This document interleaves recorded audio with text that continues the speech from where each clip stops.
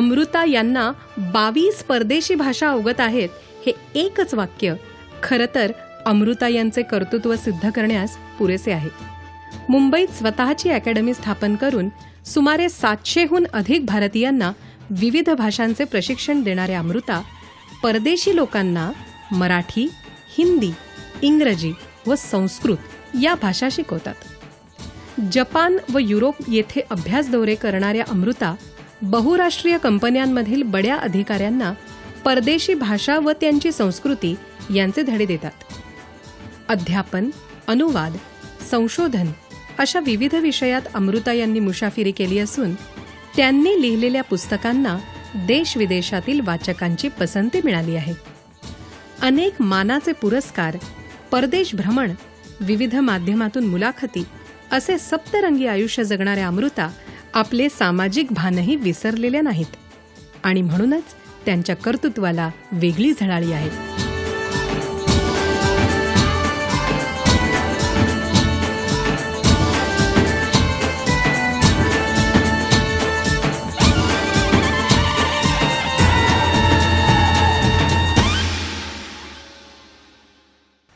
12 वर्षापूर्वी माझा पहिला इंटरव्ह्यू प्रकाशित झाला. रेडिओवरही झाले, टीव्हीवर झाले, अर्थातच लाईमलाईटमध्ये आले त्यामुळे, आणि लाईमलाईटही आवडायला लागला. त्याबरोबर बहुभाषिक, भाषा भगिनी असे काही नावापुढे विविध टायटल्स लागले. एक वेगळ्या प्रकारे लोक माझ्याकडे अचानकपणे बघायला लागली. पण त्याचबरोबर काही गमती जमतीही व्हायला लागल्या. म्हणजे मी कधीही माझ्या फ्रेंड सर्कलमध्ये बसले असेन, अगदी चहा कॉफी पीत जरी बसले असले ना तरी काय आहे की एक सर्कशीमधला एखाद्या विदूषकाकडे कसं बघावं, not in a bad sense, I am saying this in a very good sense, की एक अम्युझिंग फॅक्टर, की काहीतरी एंटरटेनमेंट मिळणार आता. की आता बसली समोर की ए अमृता आम्हाला स्पॅनिशमध्ये हॅलो म्हणून दाखव ना, बुएनोस दियास. बरं आता तू ना जर्मनमध्ये असं म्हणून दाखव की तू 22 वर्षाची आहेस. अहो मी 21 वर्षाची आहे. हां तेच तू 21 वर्षाची आहेस आणि तुला एक 10-12 भाषा येतात.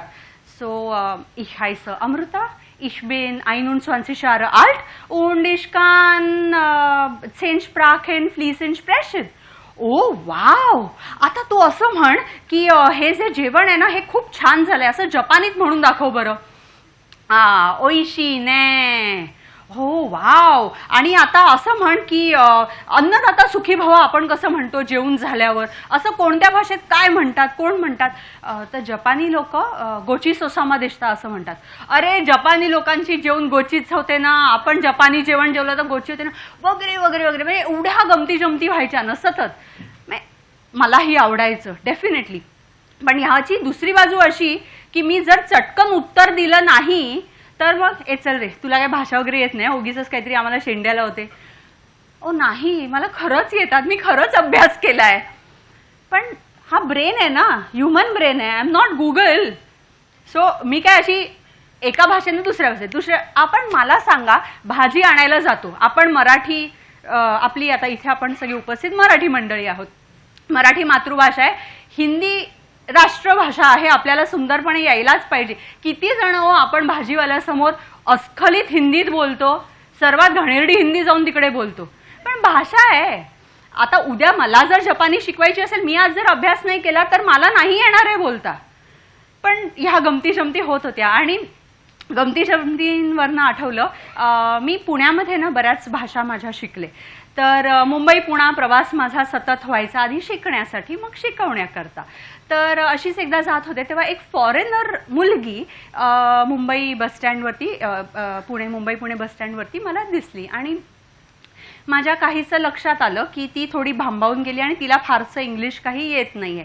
आणि आपल्याकडे कितीही अतिथी देवो भव असलं तरीही फॉरेनर म्हटलं की त्यांच्या अवतीभोवती जो काही एक टिपिकल सीन घडतो तसाच काहीसा तो सीन घडत होता तिकडे. तर मी त्या मुलीपाशी गेले आणि म्हटलं, ma'am can I help you, which language do you speak. तर तिने माझ्याकडे असं बघितलं, म्हणजे काय प्रश्न काय विचारते ही मला. म्हणजे अशा एका नजरेने बघून she was like Spanish and Polish. And तेव्हा मला स्पॅनिश येत होती. सो आय वॉज लाईक पुएदो hablar en español, puedo ayudarte, madam? And she was stunned. She was like, okay, yes, please help me. आणि मग आम्ही एकत्र पुण्यापर्यंत प्रवास केला. ती मला म्हणाली मुलगी की मी माझ्या आयुष्यात कधीही असा विचार केला नव्हता की मुंबईला एका बस स्टँडवरती मला माझी गाठभेट एका अशा मुलीबरोबर होईल जिला तिची मातृभाषा येत असेल.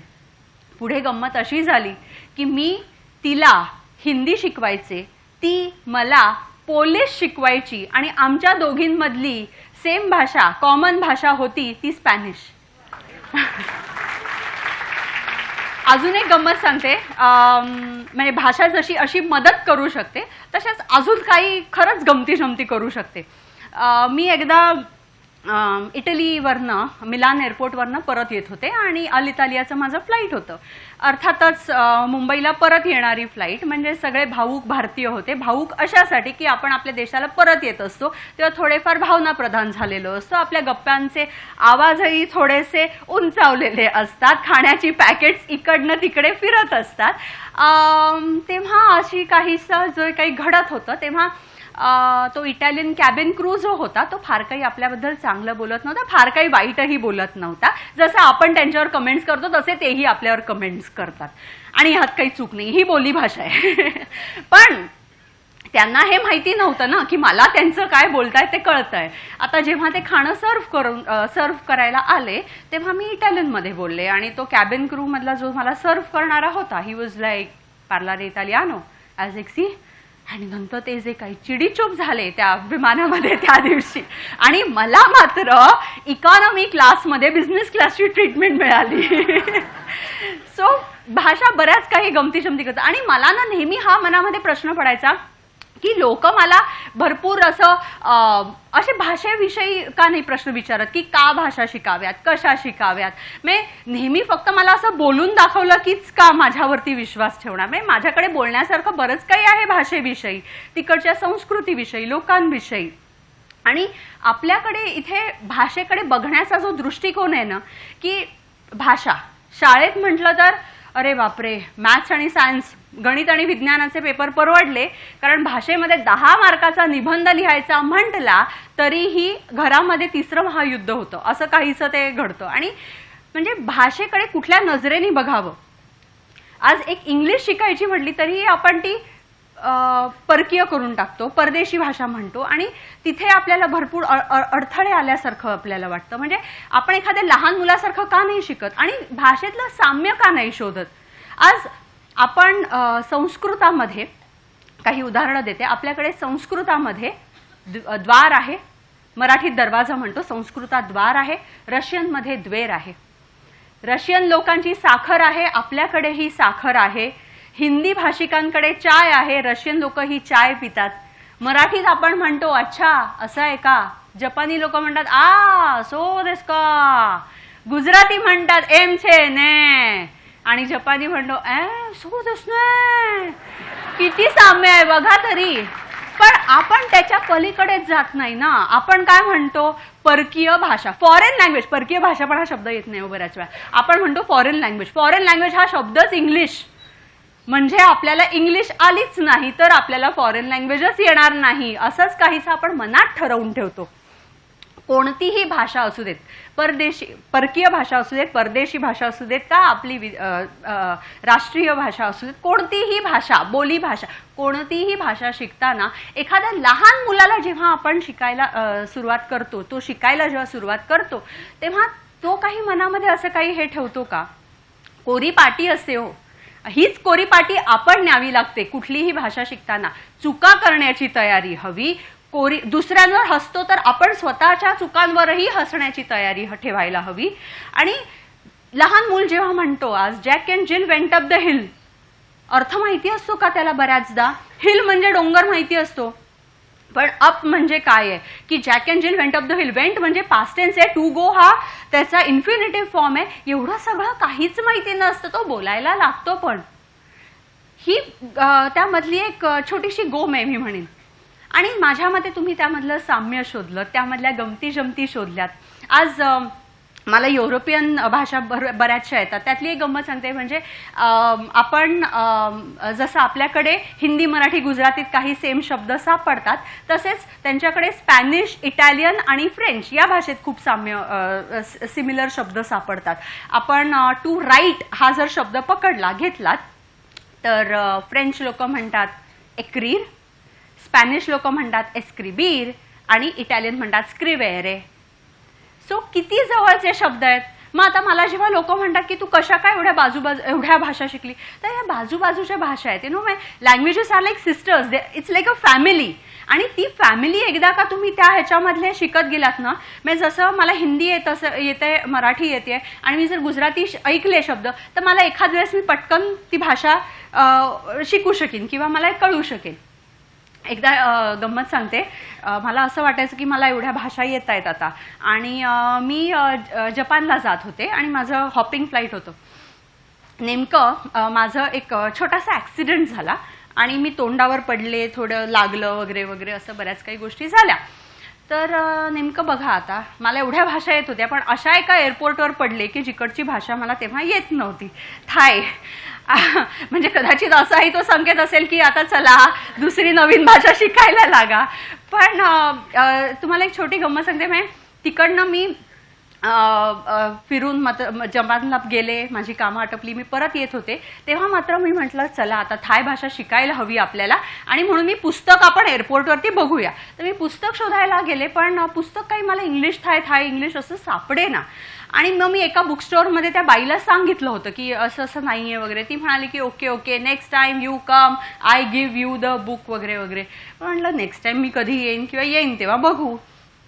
1 वर्षानंतर, आता ही गोष्ट मी तेव्हा विसरलेली, 1 वर्षानंतर ती बाई माझ्याकडे येऊन मला म्हणाली की you come last year I have book English Thai you search.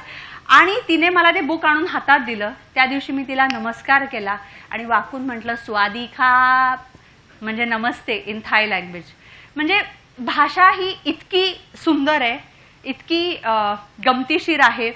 यामधले फक्त आपण परकीय त्याला नुसतंच म्हणून परक करून टाकण्यात अर्थ नाहीये, त्याला आपलंसं करता येण्यासारखं आहे. आता तुम्हाला बऱ्याच जणांना उत्सुकता असेल की माझा प्रवास नेमका कसा काय सुरू झाला, एवढ्या भाषा म्हणजे एवढ्या का बरं मी शिकले. तर हा माझा जो फोटो आहे, अर्थातच या वयात वगैरे काही मी शिकायला नाही लागले, डोंट वरी. मी आणि माझी आई, गोष्टीची सुरुवात माझ्या आईपासून करते. आई दूरदर्शनवरची निवेदिका.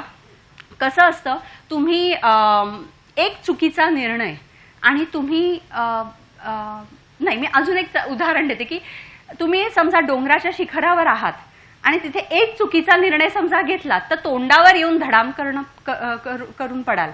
तसंच काहीसं घडलं की तिने एक चुकीचा तिच्या आयुष्यातला निर्णय घेतला. ती एका अतिशय सुसंस्कृत, अतिशय श्रीमंत मी अशासाठी म्हणेन की तिच्या घरातले सगळे शिक्षणाने प्रचंड समृद्ध आणि शिक्षित आहेत. अशा एका घरात वाढलेली मुलगी एक चुकीचा निर्णय घेते, म्हणजे चुकीच्या माणसाशी लग्न करते, आणि अचानकपणे तिचं आयुष्य काहीसं तिचंच नाही तर तिच्याबरोबर तिच्या कुटुंबाचंही आयुष्य एकदम असा तो ग्राफ खालती जायला लागतो. पण शी इज सो स्ट्रॉंग की तिने माझ्यावर कधीही या गोष्टीचा जास्ती परिणाम होऊ नये ह्याचा सतत प्रयत्न केला. म्हणजे भलेही ती दिवस रात्र मार खायची त्या माणसाचा, तो माणूस फक्त पैसे घेऊन जायचा, आणि असंही होत असताना स्वतःची तोंड फुटलेली आहेत पण माझ्या पुढे हसरा चेहरा कायम. आणि अमृता, तू घराबाहेर पडून तुझं अभ्यास करणं म्हण किंवा तुझे काही जे करिक्युलर ऍक्टिव्हिटीज आहेत त्या करणं म्हण, हे सतत. या फोटोमध्ये तुम्हाला दिसेल की मी काही जादूचे प्रयोग करते, नाटकात कामं केलेत. ह्या सगळ्या गोष्टी कशा घडल्या. वयाच्या 5व्या वर्षी मला एका अॅन्युअल गॅदरिंगमधनं काढलं गेलं. मला काहीच कळलं नाही अर्थातच, पण माझ्या आईने अगेन खच्ची न होता मला मॅजिक शो आणि पपेट शो या 2 प्रयोगांना नेलं. कदाचित ती तिच्या आयुष्यामध्ये एक कटपुतली बावली झाली असेल, पण माझ्यावर सतत जादू करण्याचा जो काही तिचा असर होता ना, आणि ती जादू होत होती ना, त्यामुळे मला जादूचा प्रयोग भयंकर आवडला. तिने मला मॅजिक आयटम्स विकत आणून दिले. मी माझा पहिला मॅजिक शो वयाच्या 5व्या वर्षी केला, and I became the youngest magician in India. त्यानंतर मला बऱ्याच ठिकाणी म्हणजे तिथेच आम्ही थांबलो नाही तर भारतभर तिने मला आणि अगदी ती पैसेही घ्यायची नाही, विनामूल्य माझे मॅजिक शोज करायची सगळीकडे, जाण्या येण्याचं फक्त ती हे करायची आणि भारतभर प्रयोग केले. मला दुसऱ्या मराठी जागतिक परिषदेला आमंत्रित केलं गेलं ॲज अ चाइल्ड आर्टिस्ट आणि तिकडे जाताना विनय आपटेजी आणि मोहन जोशीजी म्हणाले की अरे अमृता येते का, मग ही नाटकात काम करेल का, असं माझ्या आईला म्हणाले. आणि आम्हाला ना बाल संभाजी पाहिजे, आमच्याकडे संभाजी नाही आहे. आणि स्क्रिप्ट हातात मिळाली विमानामध्ये, मुंबई टू मॉरिशस. आईनी स्क्रिप्ट माझ्याकडनं पाठांतर करून घेतलं आणि मी झाले बाल संभाजी. त्यानंतर बाल संभाजी आणि बाल शिवाजी म्हणून सतत महाराष्ट्रभर बरेच प्रयोग केले. सो आईचा ह्याच्या मागचा फंडा एवढाच होता की घरात होणाऱ्या गोष्टींचा माझ्यावर जास्ती परिणाम होऊ नये. माझा दिवस सकाळी स्विमिंगनी सुरू व्हायचा, नंतर बॅडमिंटन, नंतर शाळा, शाळेनंतर मी व्यायामशाळेमध्ये, समर्थ व्यायामशाळेमध्ये जिम्नॅस्टिक्सला जायचे, रोप मलखांब करायचे आणि रात्री शेवटचा माझा हे होता म्हणजे बास्केटबॉल आणि मग घरी येऊन होमवर्क करायचे, जेवायचे आणि झोपून जायचे. त्यामुळे घरातल्या कुठल्याही गोष्टींचा तितकासा असर माझ्यावर होऊनच दिला नाही तिने. या गोष्टींचे फायदेच झाले की ऑलवेज. आणि one thing I have learned is always look at the positive side. यामधनं फायदा असा झाला, मी स्टेट लेवल ह्या सगळ्या गेम्समध्ये खेळायला लागले, कॉम्पिटिशन्समध्ये उतरले, नॅशनल लेवल रोप मलखांब झाले, इंटर स्कूल बास्केटबॉल खेळायला लागले. म्हणजे यातनं वाईट काय झालंय, मग मी आणि माझे आजोबा, माझ्या आईचे वडील, म्हणजे he was architect by profession. I think so architect जसं डिझाईन करतो, प्लॅन करतो, एक्झिक्यूट करतो, तसंच काहीसं त्यांनी माझं आयुष्य सुंदररित्या घडवलं, गाईड केलं मला. सो मला जरी वडील नसले तरी he was like a father figure to me, ज्यांनी सबंध दिशा दिली. 11वी म्हणजे 8वीमध्ये भाषा निवडायची याच्या मागे ही एक गंमत झाली. कसं आहे माहिती आहे का की तुमच्या आयुष्यात एवढ्या जेवढ्या गोष्टी होत असतात ना, तेव्हा जरी समाज तुम्हाला आपलंसं करतं तरीही कुठेतरी तितकंसं आपलंसं चटकन करत नाही. म्हणजे जिचे मुलीचा बाप दारू पितो आणि आईला मारतोय अशा मुलीला लगेचच इतर मित्रमैत्रिणींमध्ये घेतलं जात नाही किंवा म्हणतं की अरे रे तिच्यावर जास्त खेळू नको हां, किंवा अशा काही गोष्टी व्हायच्या. आणि असंच एकदा काहीसा प्रसंग घडलेला आणि मी आईला म्हटलं की आई मला की नाही, रडून बिडून नाही हां, आनंदात ते सुद्धा, की आई पण मला की नाही जगातल्या सगळ्या लोकांशी बोलता आलं पाहिजे, मला ना खूप मित्र परिवार पाहिजे, खूप मित्रमैत्रिणी बनवायचे. आई म्हणाली चालेल मग तू ना सगळ्या भाषा शिक. म्हणलं चल ठरलं आपलं. म्हणजे असं हां, अगदी घरात असं जेवता जेवता चल ठरलं आपलं, चल मी सगळ्या भाषा शिकणार वगैरे असं झालं. आणि त्यानंतर खरंच म्हणजे कदाचित ते थोडं रक्तातही असेल, कारण माझ्या आजोबांना ना फ्रेंच आणि जर्मन यायचं, रशियनची भरपूर पुस्तकं होती, म्हणजे सोव्हिएट युनियनची छोटी मासिकं निघायची पूर्वी, ती प्रचंड आमच्याकडे होती. सो ते थोडंसं कुठेतरी होतंच. आणि भारतभर मॅजिक शो वगैरे करताना फिरले तेव्हा इकडचे तिकडचे शब्दही मी पटकन उचलत होते, माझ्या लक्षात राहायचे. सो ते कुठेतरी होतं, पण त्याला एक दिशा मिळावी लागते. नुसतीच आवड असून होत नाही, तर त्याला दिशा मिळाली, त्या गोष्टीला वळण मिळालं आणि मग मी भाषेकडे वळायचं हे ठरलं. बरं, भाषा शिकायला लागले, भाषा मग हळूहळू शाळेत फ्रेंच. 10वी नंतर मला आजोबा माझे मॅक्स मिलर भवनला घेऊन गेले. आता तिकडे मी त्या जर्मन भाषेच्या प्रेमात पडले की जर्मन माझ्या शिकवणाऱ्या प्रोफेसरच्या प्रेमात पडले की त्या इमारतीच्या प्रेमात पडले, गॉड ओनली नोज. पण तिकडे माझा प्रवास थांबला नाही, माझा प्रवास तिकडनं कंटिन्यूड राहिला आणि मी एक एक करत भाषा पुढे पुढे शिकत राहिले.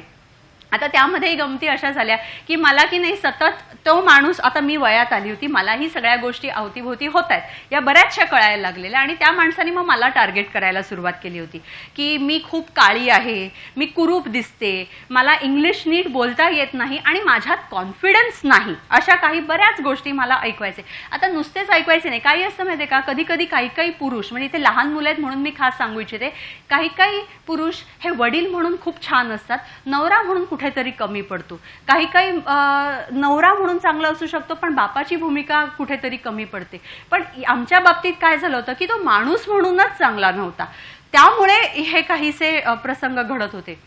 बरं, मग मला सांगितलं गेलं की तू 100 रुपये दिवसावरती जे बॅकस्टेज असे बॅक आर्टिस्ट असतात ना ते म्हणून काम कर, ते असणं वाईट नाही, कुठलंही काम वाईट नाही. पण माझी ती पात्रता नव्हती, माझ्यामध्ये भरपूर काही करण्याची इच्छा होती आणि मी करत होते.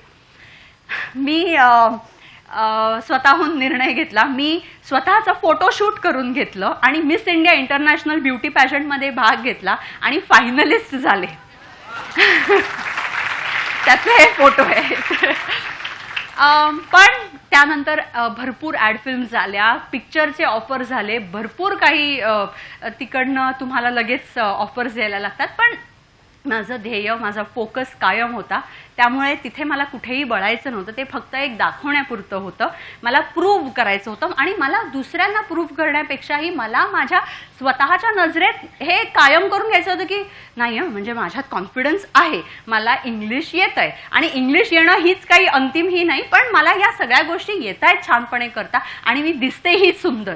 हा एक जो एक कॉन्फिडन्स असतो ना, तो तिथनं बिल्ड झाला मात्र. आणि मग भाषेचा अभ्यास जो आहे तो सुरूच ठेवला. 26 जून 2003 साली माझे the so called biological father of mind वारले. त्यांना HIV पॉझिटिव्ह होता, ते एड्सनी वारले. आणि त्यानंतर त्या दिवशीच म्हणजे सरप्राइझिंगली काही इतकं विचित्र घटना कशा घडाव्यात की चांगल्याही म्हणेन मी.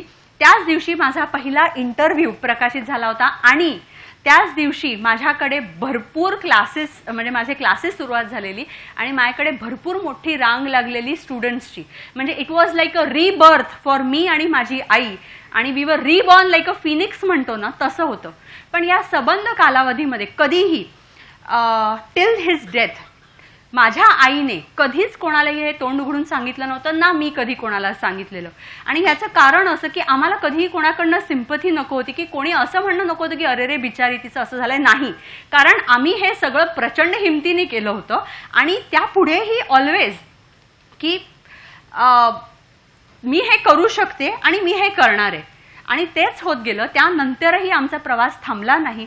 म्हणजे पुढे पुढे माझ्या भाषा शिकत राहिले, शिकवायला लागले. आज मुंबई, पुणे, बऱ्याच महाराष्ट्रभरामध्ये, भारतभरामध्ये बऱ्याच विद्यापीठातनं, कॉलेजेसमधनं, शाळेंमधनं लेक्चर्स दिली, व्हिजिटिंग फॅकल्टी झाले, कॉर्पोरेट ट्रेनिंग. आज TCS एक्झावेअर सारखे माझे रेग्युलर क्लायंट्स आहेत. आज ऑलमोस्ट म्हणजे भरपूर जग फिरले as a student on student cultural exchanges.